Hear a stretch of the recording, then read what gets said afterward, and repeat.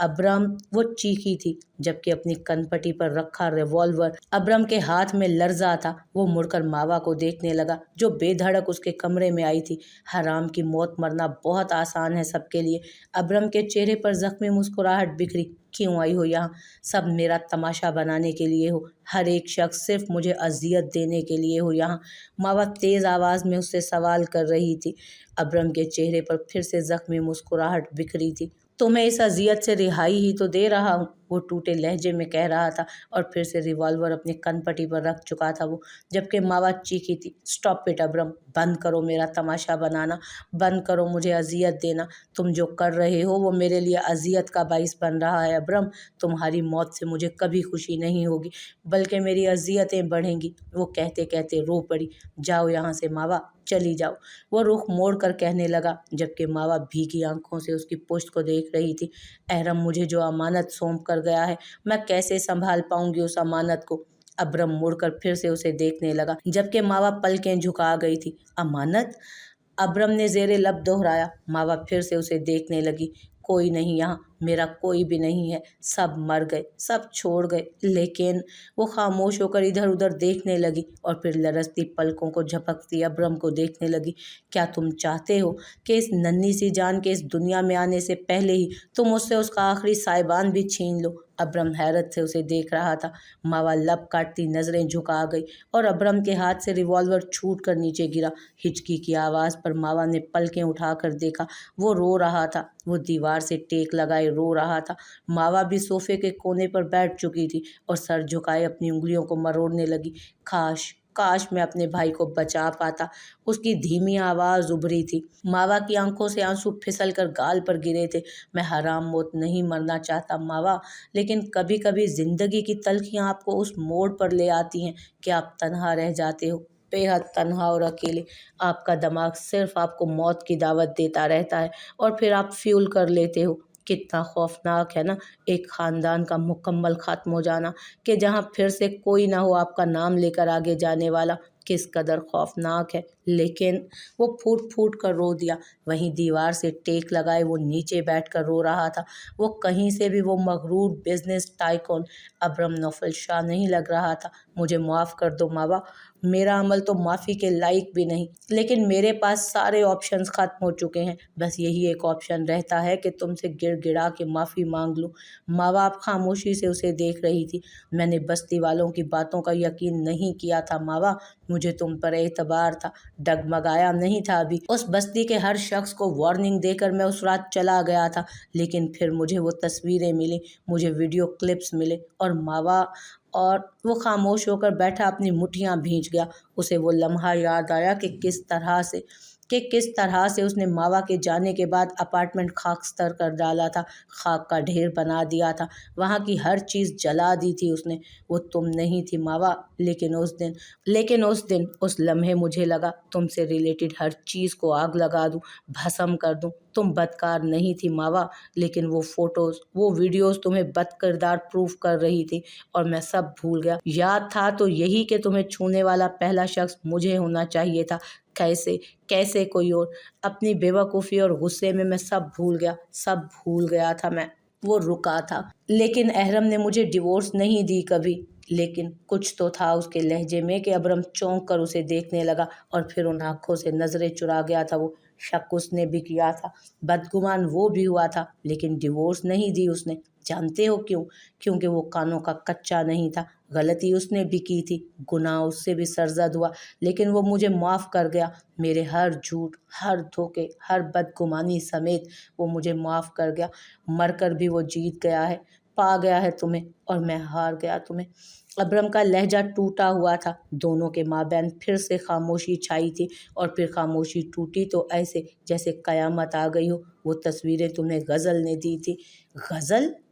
Abraham अचंभे से उसे देखने लगा। यहाँ एक औरत ही दूसरी औरत की कातिल है अब्रम। چاہے وہ بہن کے روپ میں ہو، ماں کے روپ میں ہو۔ برباد تو میں ہوئی نا، شوہر میرا مر گیا، بیٹا میرا مرا۔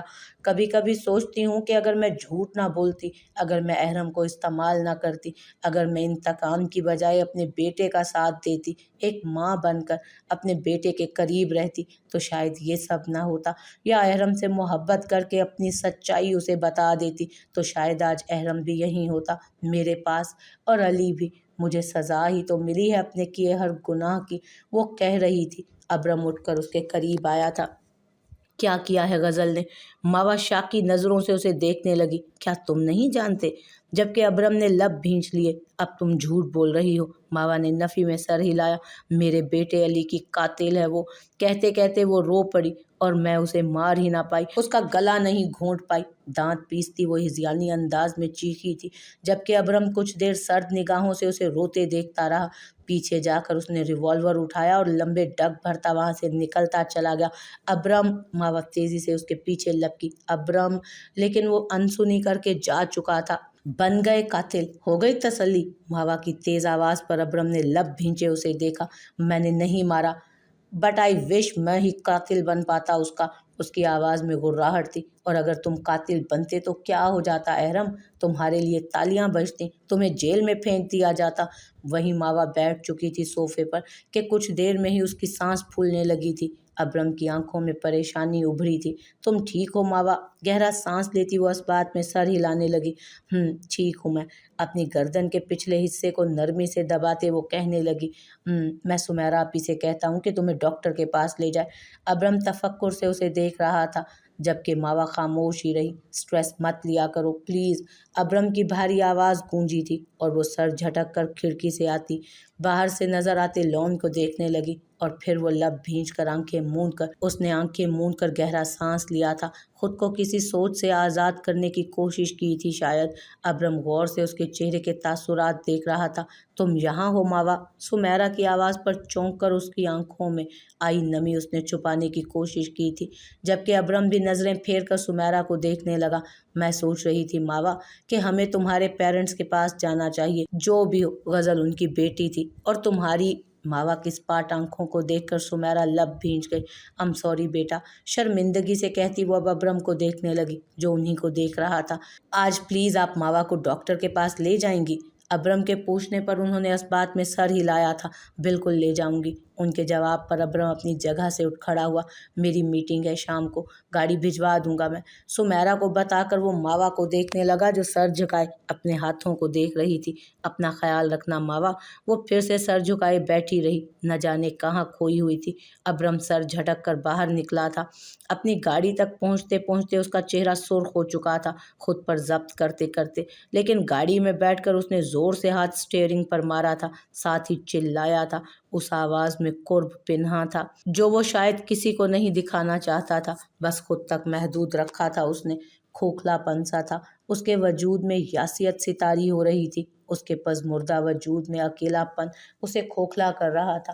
احرم اور علی کی موت نے اسے کھوکھلا کر دیا تھا، بکھر گیا تھا وہ، لیکن سب کے سامنے وہ مضبوط ہی رہتا، کیونکہ وہ اپنی کمزوری خود میں ہی دفن رکھتا تھا، اور دنیا کے سامنے وہ ایک مغرور اور مضبوط انسان ہی تھا۔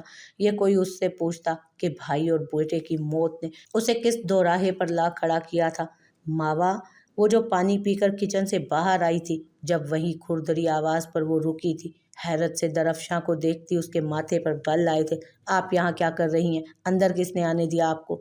اس کی آواز میں غم و غصہ دونوں شامل تھے، جبکہ درفشاں مسکراتے اسے دیکھ رہی تھی، جیسے ایک ماں آنکھوں کی پیاس بجھا رہی ہو۔ تمہیں حقیقت بتانے آئی ہوں ماوا۔ مجھے کوئی حقیقت نہیں جاننی، جائیے آپ یہاں سے، وہ چلائی تھی۔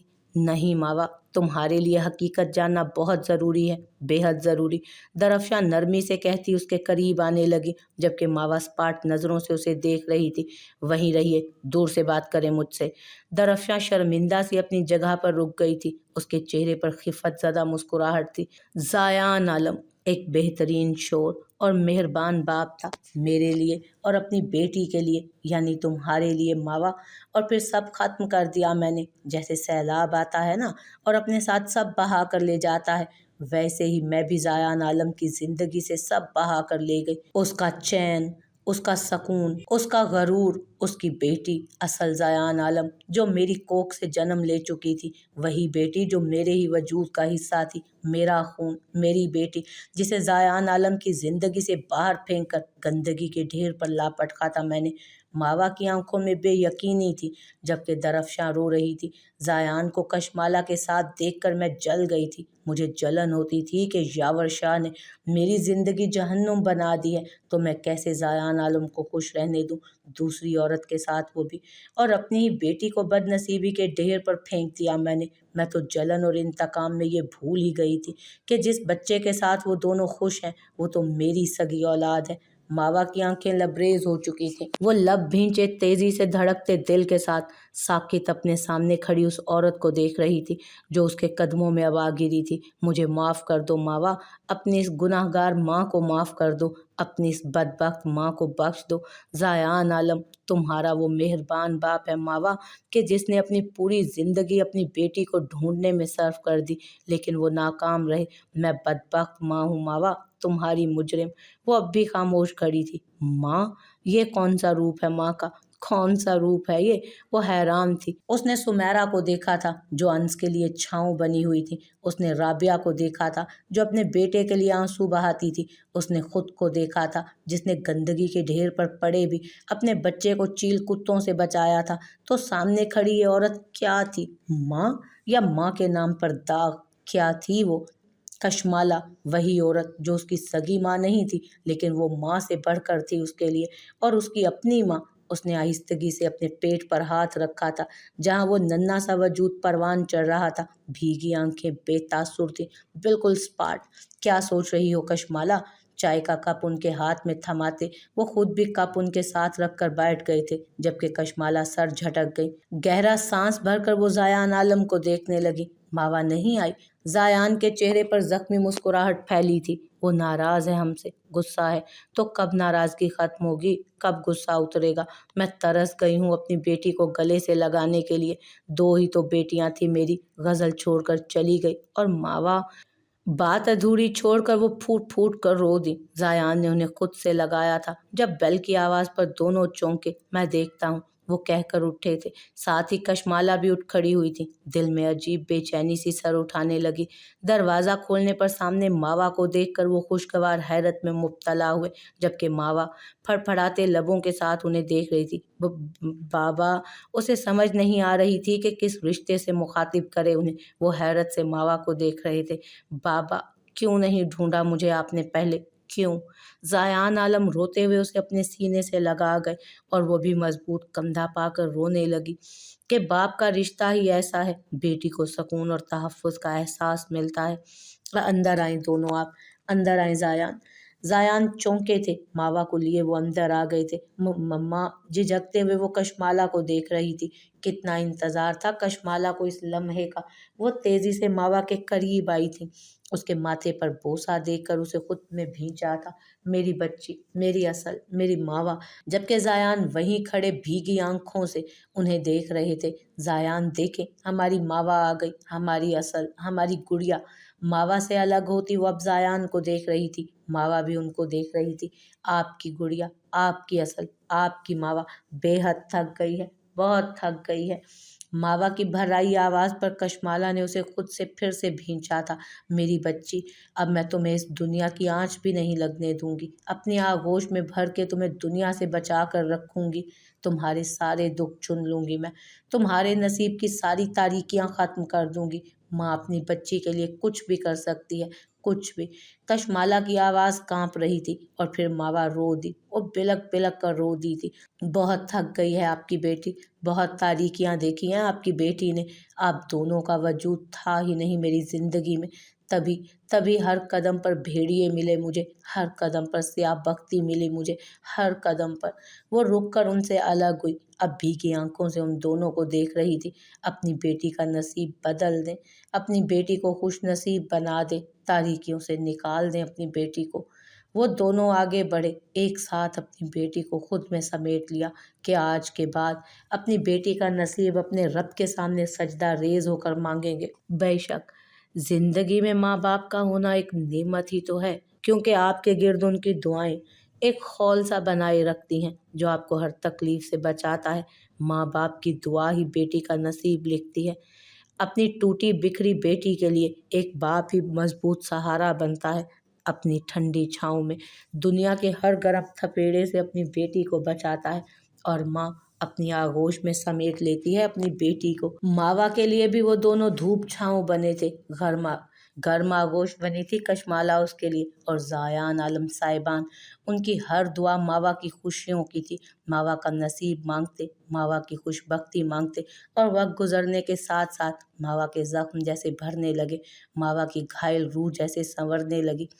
ابرم بھی اکثر اس کی طبیعت پوچھنے آ جاتا۔ ماوا نے احرم کے سارے شیئرز جو اس نے ماوا کے نام کیے تھے وہ پھر سے ابرم کو دینا چاہتی تھی، لیکن ابرم نے انکار کر دیا تھا۔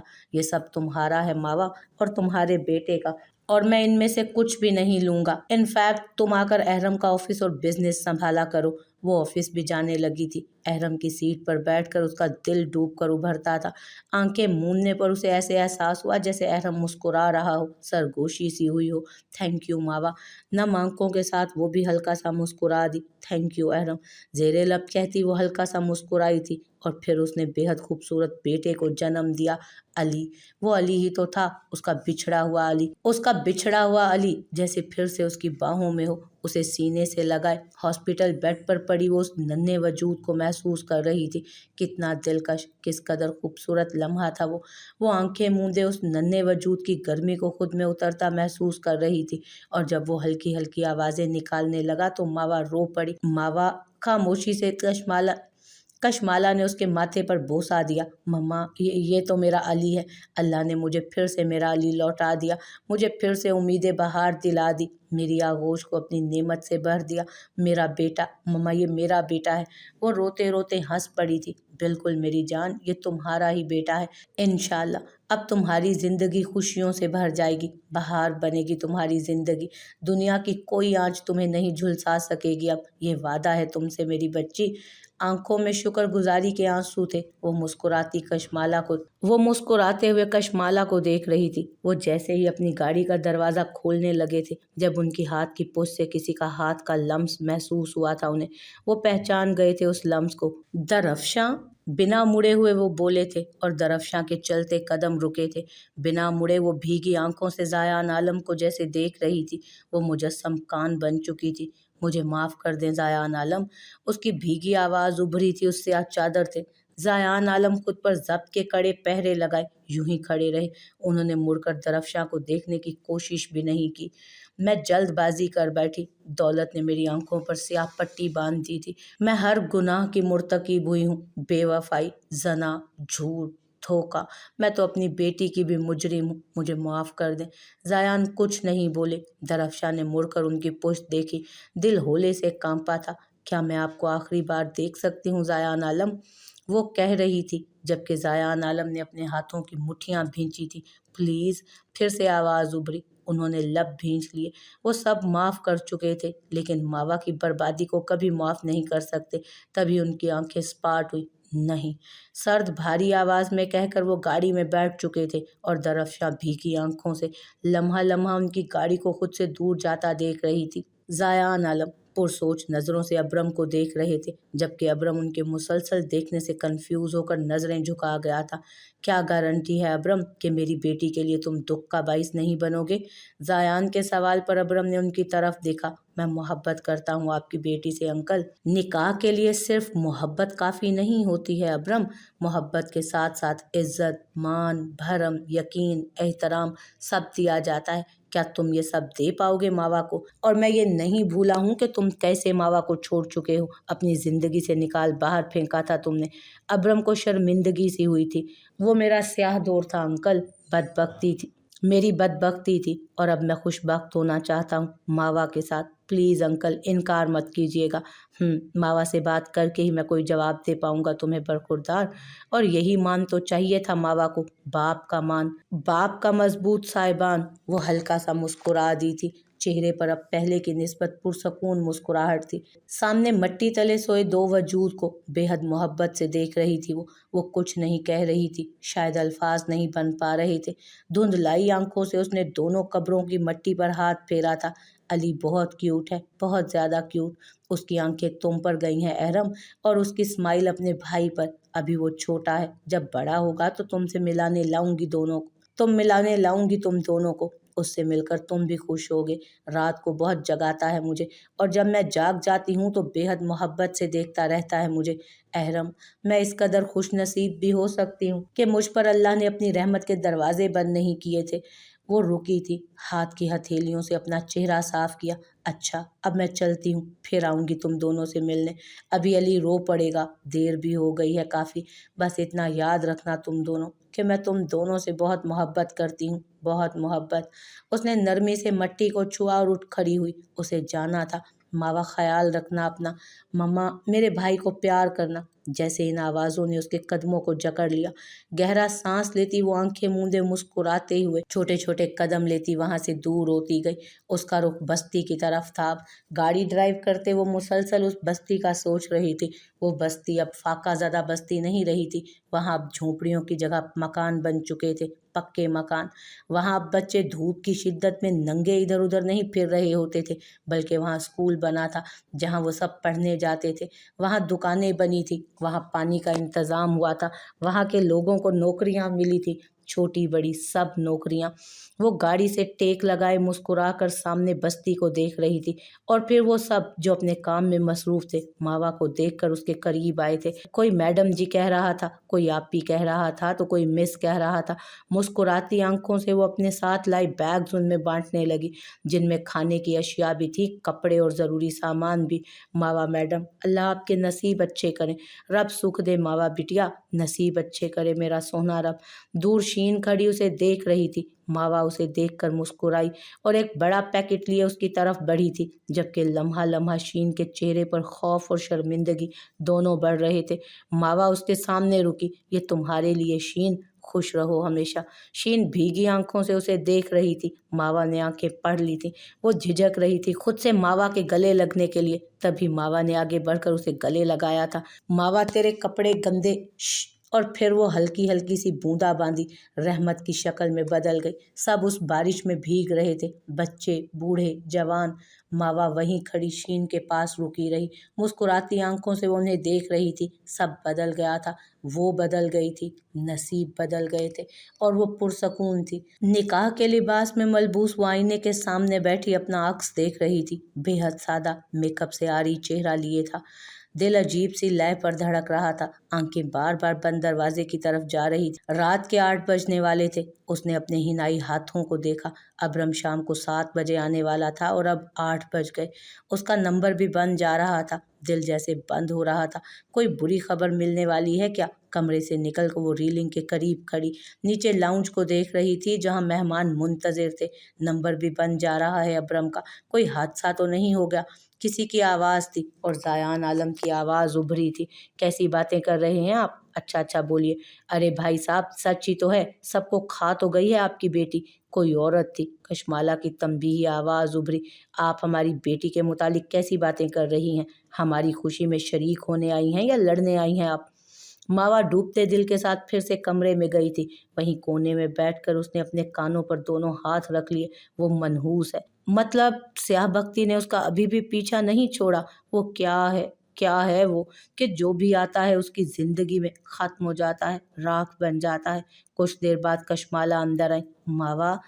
ماوا نفی میں سر ہلاتی انہیں دیکھنے لگی۔ اس کا جسم ہولے ہولے کانپ رہا تھا، رنگت سفید پڑ چکی تھی۔ ماوا، یہاں کیوں بیٹھی ہو؟ کشمالہ تیزی سے اس کے قریب آئی تھی۔ میرا بچہ ابرم۔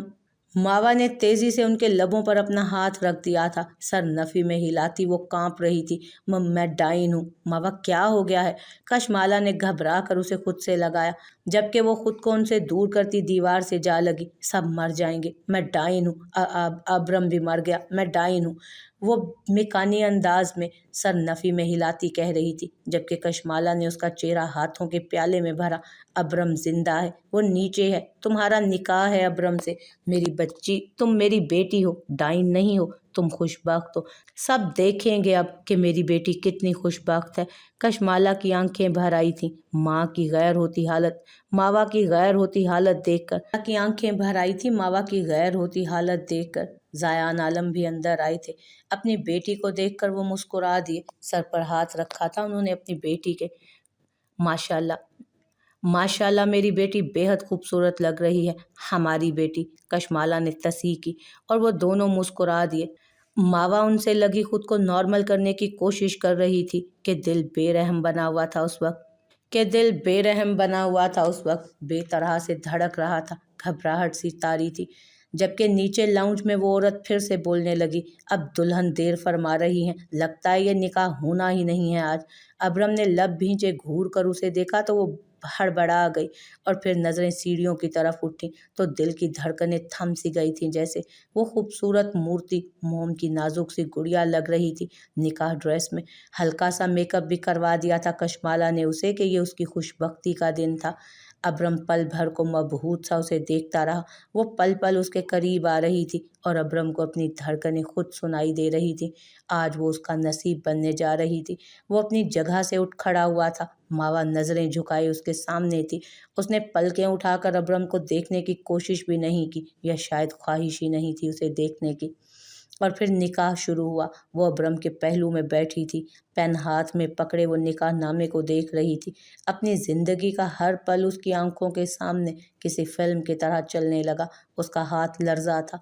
लब भींचे वो दस्तखत वाले खाने को देख रही थी। ऐ अल्लाह, ऐ ज़ाते पाक, अपना सब अच्छा बुरा, अपना नसीब मैं आपको सौंप रही हूँ आज। मुझे बेहतरीन फ़ैसला करने की हिदायत फरमा।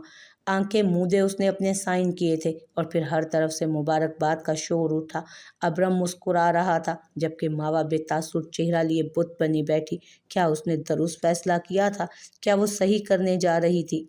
मैं सही हूँ, अली के लिए ये सब कर रही हूँ। अली को मुकम्मल फैमिली देना चाहती हूँ मैं, तो मैं सही हूँ, मैं बिल्कुल सही हूँ। वो खुद से हम कलाम हुई थी। और तुम? मैं अपनी सारी जिंदगी गुजार चुकी। अब मुझे अपने लिए कोई चाह नहीं। वो अबरम के कमरे में थी जिसे निकाह के हवाले से अबरम ने खूबसूरती से सजाया था। वो चारों तरफ देखती अब अपने हाथों को देख रही थी जहां अबरम के नाम की मेहंदी लगी थी। सोफे पर बैठी वो बेड को देख रही थी जहां बेहद नफीस सिल्क बेडशीट पर हल्की हल्की फूलों की पत्तियां रखी थीं। साइड टेबल और ड्रेसिंग टेबल पर कैंडल्स थे जिनकी खुशबू से पूरा कमरा महक रहा था। लेकिन वो कुछ महसूस क्यों नहीं कर पा रही? क्यों बेतासुर थी वो? दिल क्यों साकित पड़ा हुआ है? क्यों? दरवाज़ा खुलने की आवाज़ पर उसने सामने देखा। अबरम कोट एक बाजू पर डाले अंदर आ रहा था। सफ़ेद शर्ट की आस्तीनें ऊपर को फोल्ड की थी। टाई भी उसकी गर्दन में लटक रही थी। कोट साइड पर रखकर वो टाई भी वहीं रखता मावा के करीब आया। मावा का वजूद अब भी हर एहसास से आ रही था। वो स्पाट नज़रों से अबरम को देख रही थी। जब वो उसके सामने नीचे उसके करीब बैठ गया, मावा ने तेजी से अपने कदम पीछे किए थे। यहाँ क्यों? श्श! अबरम ने उसके लबों पर अपनी शहादत की उंगली रखकर उसे खामोश कराया। ज्वेलरी बॉक्स उसके सामने रखा था। तुम्हारा गिफ्ट। भारी गंभीर आवाज में सरगोशी हुई। मावा बिना कोई तासुर दिए उसे साइड पर रख चुकी थी जबकि अबरम ने उसके दोनों हाथ थामे थे। पहली जिंदगी की शुरुआत न जाने कैसे हुई थी। बस इतना जानता हूँ कि तुम्हें हासिल करने की धुन थी, तभी तुम्हें हासिल भी कर लिया था। और फिर उसने लब भींच लिए। मावा खामोश रही। अब तुम्हें बताना चाहता हूँ मावा, तुम्हारी रूह तक रसाई चाहता हूँ मैं। तुम में उतर कर तुम्हें मुकम्मल अपना लेना चाहता हूँ। और आज हम अपनी नई जिंदगी की शुरुआत अल्लाह के हुजूर एक खूबसूरत सजदे से करेंगे। मावा चौंक कर उसे देख रही थी। तुम्हारे साथ अल्लाह के हुजूर सजदा रेज होकर शुक्र बजा लाना चाहता हूँ मैं कि हम फिर एक दूसरे का नसीब बने। अल्लाह के हुजूर ये वादा करना चाहता हूँ तुमसे मावा कि मेरी ज़ात अब तुम्हारे लिए खुशबख्तियों का बाइस बनेगी सिर्फ। अबरम ने उसका हाथ थाम कर उसे उठाया और फिर दोनों ने वजू किया।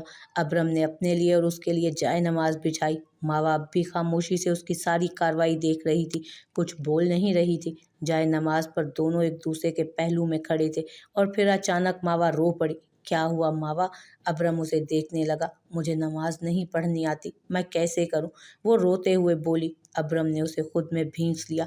हम मिलकर नमाज अदा करेंगे मावा, मिलकर सीखेंगे नमाज पढ़ना और ये अहद करेंगे खुद से कि आज से हम अपनी हर नमाज वक्त पर अदा करेंगे और खुदा का शुक्र बजा लाएंगे। वो नरमी से कह रहा था जबकि मावा इस बात में सर हिलाने लगी। अपने रब से, अपने असल से दूरी करते रहे हैं हम, तभी हमने हर मुश्किल کا سامنا کیا، لیکن ماوا اب ہم اللہ سے دعا کریں گے کہ ہمارے لیے آسانیاں پیدا ہوں۔ تمہارا بیٹا علی شاہ بخت ہو۔ اپنی نئی زندگی کی شروعات ہم اللہ کی عبادت سے کریں گے ماوا۔ بے شک اللہ ہمارے عیبوں کی پردہ پوشی کرتا ہے اور ہمیں اپنی نعمتوں اور رحمتوں سے نوازتا ہے۔ ڈر لگتا ہے مجھے اپنے نصیب سے۔ ماوا کی آواز کانپ رہی تھی۔ ابرم ہلکا سا مسکرایا۔ ماوا کے ماتھے پر اس نے اپنے لب رکھے۔ میرے ساتھ نیت کرو ماوا۔ اور پھر ابرم کی امامت میں ماوا اور ابرم نے مل کر شکرانے کے نفل ادا کیے۔ وہ دونوں قریب بیٹھے اب اللہ کی عبادت میں مشغول تھے۔ اے اللہ، ہماری زندگی میں آسانیاں پیدا فرما۔ میں شکر گزار ہوں کہ ماوا کو پھر سے میرا نصیب بنا دیا۔ مجھے ماوا کی خوش بختی بنا دے۔ میرے مالک، ہمیں خوش بخت فرما۔ ابرم دعا گو، ہم پر رحم فرما میرے رب۔ مجھے اپنی عبادت کرنے کی توفیق عطا فرما۔ میرے دل میں میرے شوہر ابرم کے لیے محبت ڈال دے میرے رب۔ مجھے اپنے شوہر اور بیٹے کے ساتھ خوش بخت فرما۔ وہ پرسکون ہو رہی تھی۔